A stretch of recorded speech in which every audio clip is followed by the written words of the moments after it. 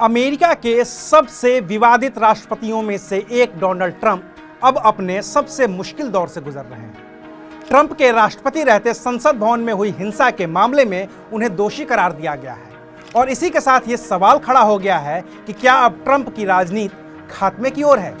क्या अब अमेरिका के पूर्व राष्ट्रपति को गिरफ्तार कर उन पर राजद्रोह का केस चलाया जाएगा? और क्या इस सजा के बाद रिपब्लिकन पार्टी से भी ट्रंप की छुट्टी हो जाएगी, जिसकी वजह से वो 2024 का राष्ट्रपति चुनाव नहीं लड़ पाएंगे? आज बात इसी मुद्दे पर। नमस्कार, मैं हूं अविनाश और आप देख रहे हैं अनकट। अमेरिकी संसद भवन को कहा जाता है कैपिटल हिल।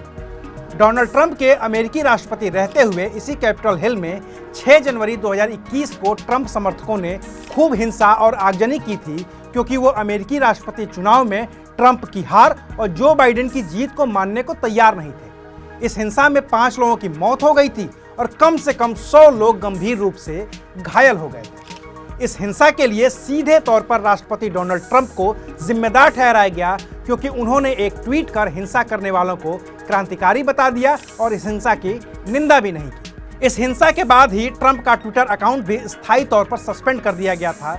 जो बाइडेन ने जब राष्ट्रपति पद की शपथ ली तो इस हिंसा की जांच के लिए एक कमेटी बनाई गई। बेनी थॉम्पसन के नेतृत्व में बनी इस कमेटी में जो बाइडेन वाली डेमोक्रेटिक पार्टी के 7 सांसद और डोनाल्ड ट्रंप वाली रिपब्लिकन पार्टी के 2 सांसद शामिल थे। इस कमेटी ने करीब 1000 चश्मदीदों के बयान दर्ज किए, करीब 1000 दस्तावेज की जांच की और तब 154 पन्नों की एक रिपोर्ट तैयार की, जिसमें सीधे तौर पर हिंसा के लिए ट्रंप को जिम्मेदार ठहराया गया।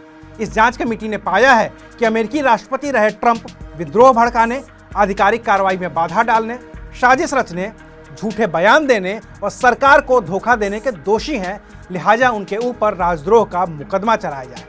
हालांकि अब इस जांच कमेटी के आरोपों पर डोनाल्ड ट्रंप का भी बयान सामने आ गया है।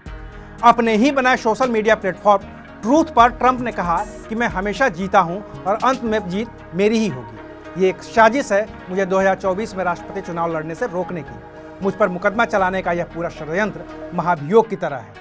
मुझे और रिपब्लिकन पार्टी को दरकिनार करने का एक पक्षपातपूर्ण प्रयास है। हालांकि ट्रंप के इस बयान में विरोधाभास है, क्योंकि इस जांच कमेटी में रिपब्लिकन पार्टी के भी 2 सांसद मौजूद हैं। रही बात ट्रंप को साइडलाइन करने की, तो अपनी ही रिपब्लिकन पार्टी में ट्रंप की लोकप्रियता का ग्राफ लगातार नीचे गिर रहा है। हालांकि ट्रंप ने खुद ही कुछ दिन पहले कहा था कि वो 2024 में राष्ट्रपति पद के उम्मीदवार होंगे, लेकिन अमेरिका में किए गए तमाम सर्वे ये बता रहे हैं कि अब रिपब्लिकन पार्टी में भी ट्रंप का वक्त खत्म हो गया है। सफाक यूनिवर्सिटी और यूएसए टुडे के एक सर्वे के मुताबिक रिपब्लिकन पार्टी के 65% वोटर्स ट्रंप को नहीं, बल्कि फ्लोरिडा के गवर्नर रॉन डिसेंटिन को अमेरिका का अगला राष्ट्रपति देखना चाहते हैं।